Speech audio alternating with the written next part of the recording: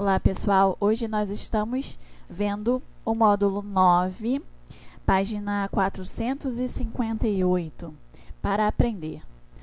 Os animais vertebrados, são aqueles encontrados em diversos habitats de todo o planeta, desde as regiões mais profundas dos oceanos até o topo das montanhas. Então vamos ver o gráfico, a diversidade dos vertebrados em número de espécies descritas no mundo. Então quem são? Peixes, aves, deixa eu colocar aqui meu marcador, répteis, anfíbios e mamíferos. Esses são os vertebrados. Então, qual é a maior porcentagem dos peixes, Maior quantidade de espécies. Depois aves, depois répteis, anfíbios. Anfíbios nós temos a menor parte, Mamíferos um pouco mais do que anfíbios. Pode marcar o gráfico, tá bom? Os vertebrados são caracterizados pela presença de crânio, estrutura que protege o encéfalo, que são todas as estruturas da cabeça, não só o cérebro. Além dele, a maioria dos vertebrados tem coluna vertebral, que protege a medula espinhal. Então, o sistema nervoso, ele não é central, ele não só é o encéfalo, como a medula espinhal que passa por aqui, por dentro da coluna vertebral. Então, nós vamos marcar isso porque é importante. Vamos lá. A maioria dos vertebrados apresenta esqueleto interno, de origem óssea. Essa estrutura, em comum com o sistema muscular, possibilita movimentos complexos, protege os órgãos e sustenta o corpo. Então, esses três, possibilita movimentos complexos, protege os órgãos e sustenta o corpo, são as funções do esqueleto interno. Vamos continuar. Os órgãos dos sentidos são bastante desenvolvidos, Nós vamos ver cada grupo, então a gente não precisa ler à risca esse textinho aqui. A respiração pode ocorrer pela pele, brânquias ou pulmões, depende do animal. A circulação é fechada, ou seja, o sangue corre sempre no interior de vasos sanguíneos. A digestão é extracelular e sempre unidirecional, ou seja, no sentido boca até o ânus, não tem outra direção. E a excreção é realizada por rins. Vamos começar a ver o primeiro grupo, que são os peixes. Os peixes são vertebrados que vivem em ambientes aquáticos e habitam mares, oceanos, lagos e rios. São conhecidas mais de 25 mil espécies. Segundo parágrafo. A temperatura corporal dos peixes varia de acordo com o ambiente onde vivem. Uma vez que eles não são capazes de regular a temperatura por meio de mecanismos internos. Por isso são chamados de ectotérmicos.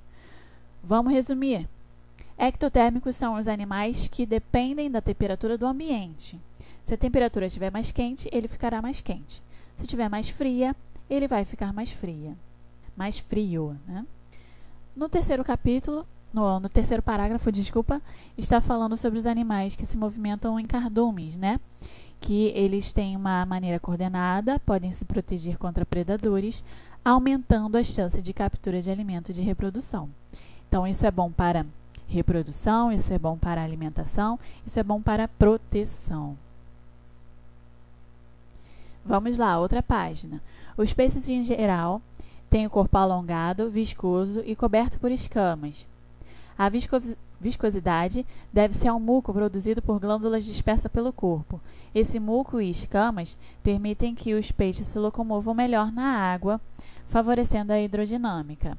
Então, o muco ajuda, inclusive, a escorregar, Outra característica importante que auxilia seu deslocamento na água é a presença de nadadeiras, que são essenciais para impulsionar, frear e direcionar os movimentos. Pode marcar também. Além disso, olha essa característica que é importante, há uma linha chamada linha lateral, que ajuda a se orientar na água durante o nado. Com esse auxílio desse órgão sensorial, ele sente alguma coisa, então ele percebe as vibrações e o movimento da água. Então, com essa linha lateral, ele vai perceber a vibração até do cardume que ele está, se é para ir para a esquerda, se é para ir para a direita, ou ele vai perceber uma vibração maior, que pode ser um predador, tá? Tudo nessa linha sensorial, que a gente chama de linha lateral. Os olhos também os auxiliam na percepção do ambiente. E como não possuem pálpebras, os peixes os mantêm sempre abertos. Eles dormem, mas mantêm abertos. Os órgãos aqui, né? O sistema digestório dos peixes é completo, isso é, tem boca e ânus, tá? Mas nos peixes ósseos, a boca e a cloaca, ok? Nos peixes cartilaginosos, vamos lá. Então, nos peixes ósseos temos boca e ânus. Nos peixes cartilaginosos, nós temos boca e cloaca. A cloaca, pessoal, vai se dividir, um buraquinho também, assim como o ânus, tá? Só que nos peixes cartilaginosos, essa cloaca desemboca 3 sistemas, que é o sistema digestório, o sistema reprodutor e o sistema excretor. É tudo no mesmo orifício, tá? Que é liberado tudo isso. No próximo parágrafo, a respiração da maioria dos peixes é branquial. Da maioria porque alguns têm pulmões, né? São pulmonados. Olha aqui embaixo, ó. Alguns peixes de água doce, no entanto, têm brânquias reduzidas e respiram por meio de pulmões. Esses peixes são chamados peixes pulmonados e são capazes de captar o gás oxigênio do ar, do ambiente que a gente está também. A bexiga natatória, tá? É exclusivo dos peixes ósseos, tá? Não tem no peixe cartilaginoso. Ela está aqui, ó, de azul, tá? Ela ocupa até mais espaço do que isso. É uma bolsa de ar que permite os peixes a subir na coluna de água quando a bexiga fica cheia de ar. Quando a bexiga fica cheia de ar, pessoal, a densidade desse peixe muda, ou seja, ele consegue boiar mais.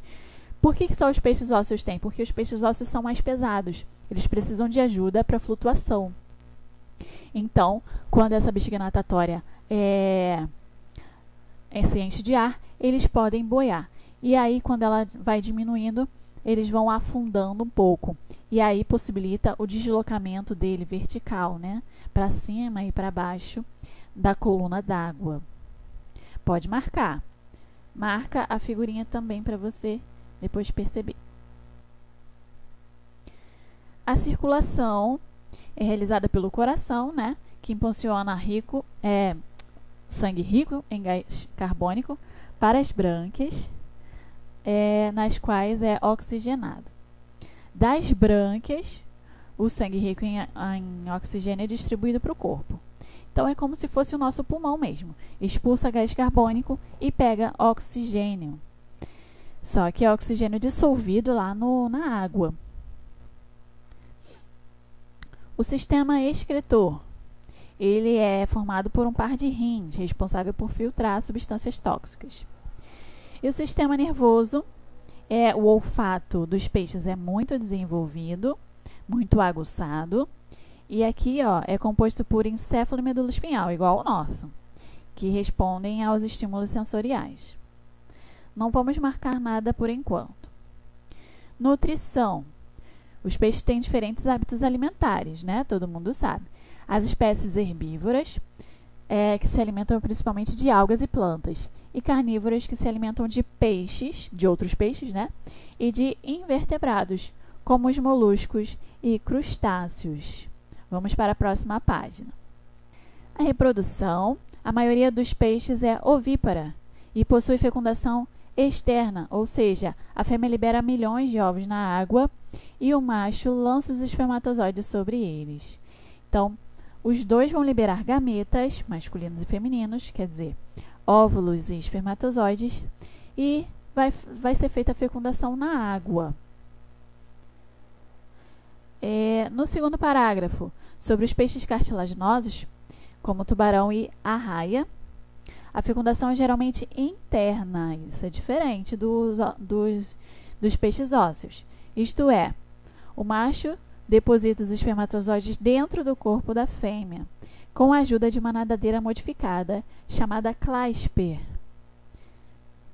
Vamos falar sobre as comunidades ribeirinhas, né, que ficam ali à beira do mar. Nesse segundo parágrafo aqui.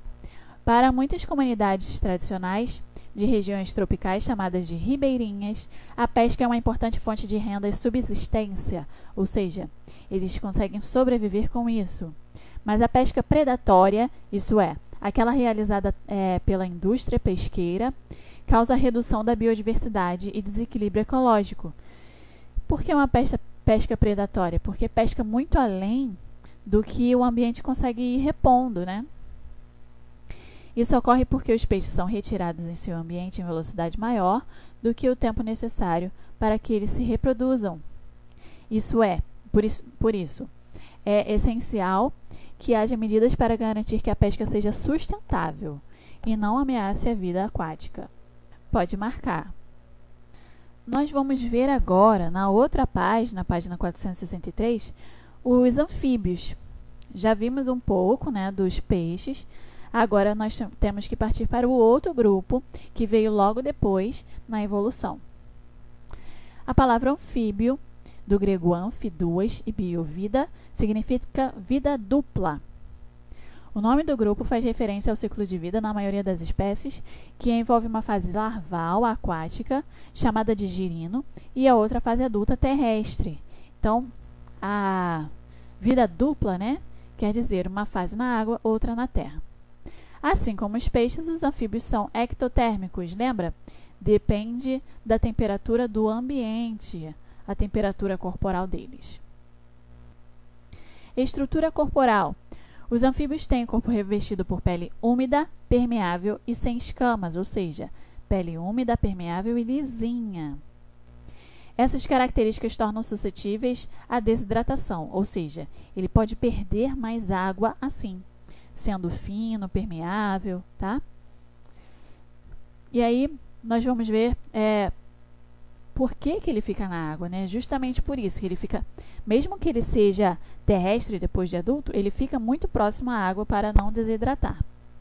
Segundo parágrafo. Já o fortalecimento da coluna vertebral é o desenvolvimento de membros e a presença de cintura escapular e pélvica.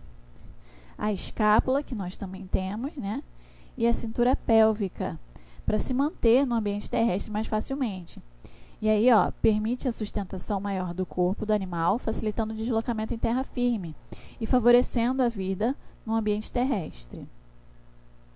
A maioria das espécies apresenta 2 pares de membros locomotores, mas há espécies que não têm nenhum. Ou seja, tem espécies de anfíbios que não têm pata nenhuma, parece até uma cobra. Além disso, os anfíbios têm pálpebras móveis e glândulas lacrimais, que protegem e lubrificam os olhos. No Mais Ciência, a gente tem essa frase importante, né, para marcar. Os anfíbios foram os primeiros vertebrados a conquistar o ambiente terrestre. Porém, não 100%, como a gente viu até agora, né? A pele dos anfíbios tem glândulas de veneno, que ajudam o animal a se proteger de predadores. Em algumas espécies, a pele é acentuadamente colorida, é um alerta para possíveis predadores. Ou, em outras, essa característica não é tão visível e o veneno acumula-se em um par de glândulas chamadas parotoides. Essas glândulas aqui, ó, atrás dos olhos, são as glândulas parotoides cheias de veneno.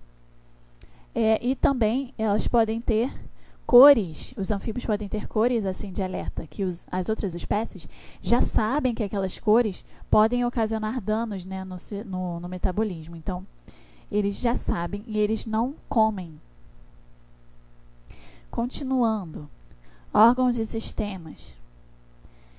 O sistema digestório dos anfíbios também é completo e unidirecional, é a mesma coisa, né, dos peixes. Aí tem a língua, né, que é praticamente imóvel, enquanto nas terrestres, nas espécies aquáticas, essa imóvel, né, enquanto nas terrestres ela é longa e musculosa, né, aquela capaz de lançar a longa distância para capturar a presa. Então, nós vamos marcar que nas aquáticas a língua é imóvel, ou praticamente imóvel, e nas outras dá para capturar até as presas. A respiração nos anfíbios pode ocorrer por meio de brânquias, dos pulmões e da pele. Então, a respiração da pele é chamada de respiração cutânea. Pode ser pulmonar e, quando lá na fase de girino, eles usam as brânquias, porque eles estão no ambiente aquático. Não esquece disso, uma das características mais importantes dos anfíbios são essas 3 respirações, porém as brânquias só na fase de larva, de girino.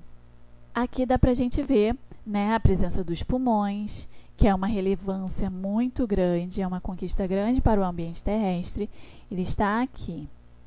Dá para ver o cérebro, tá? Boca e depois o ânus. O ânus não, a cloaca, né? Que eu disse que era são iguais aos peixes cartilaginosos, que a cloaca desemboca ali o sistema digestório, como se fosse o ânus, o sistema excretor, né, dos rins, e o reprodutor, que libera gametas. Então, a cloaca vai fazer todos essas três funções. O sistema urinário, por par de rins e bexiga. A circulação sanguínea é fechada por bombeamento pelo coração, e o pulmão ajuda, claro. E o sistema nervoso tem os órgãos sensoriais, olhos, tímpanos, e as estruturas olfativas, gustativas, táteis, assim como as nossas, né? Já os girinos, assim como os peixes, têm a linha lateral também. Aquela de sentir as vibrações. Na fase adulta, todos os anfíbios são carnívoros, tá? Dá para se alimentar de pequenos invertebrados ou de pequenos vertebrados mesmo. A maioria desses animais tem hábito noturno e caça à noite. Pela pouca luminosidade, eles conseguem se proteger mais, né? E a presença dos grandes olhos ajudam eles a enxergar nesse ambiente mais escuro. Aqui à direita dá para ver que ele ainda está lançando a língua para comer um invertebrado, que no caso é o grilo. Próxima página.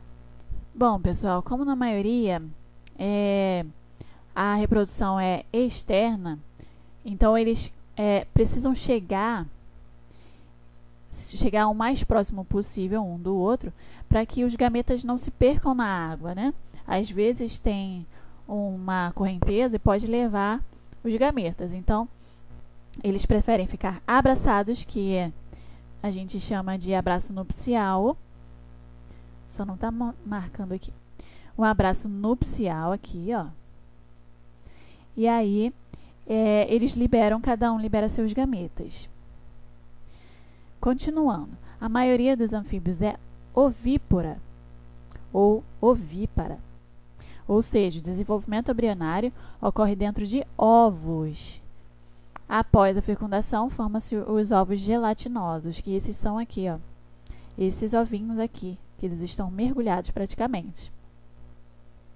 Ao longo do seu desenvolvimento, o girino passa por uma metamorfose completa, que se torna um organismo adulto e viverá em ambientes úmidos.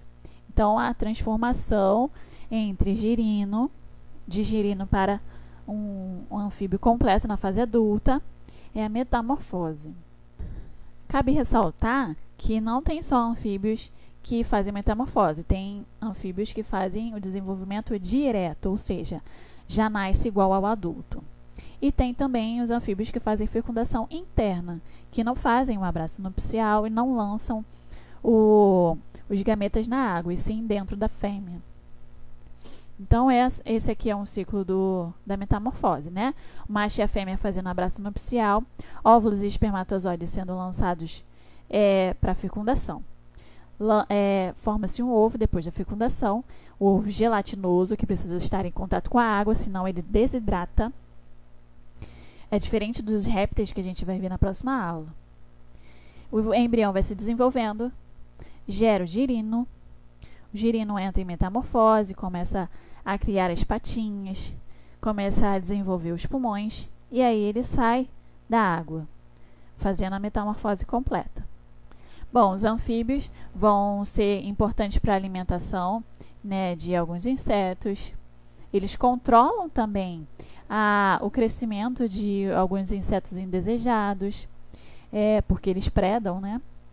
Aí ele também serve para a nossa alimentação e a alimentação dos outros animais. Ele também serve para a medicina, porque essa substância, esse muco que ele tem de proteção da pele dele, porque a pele dele é muito fininha, então ele tem antibactericidas e antifungicidas. É para marcar, tá? Tudo que eu marquei aqui só desmarcou. Então, temos essas substâncias no corpo deles que ajudam a gente a fazer pomada ou a fazer remédio.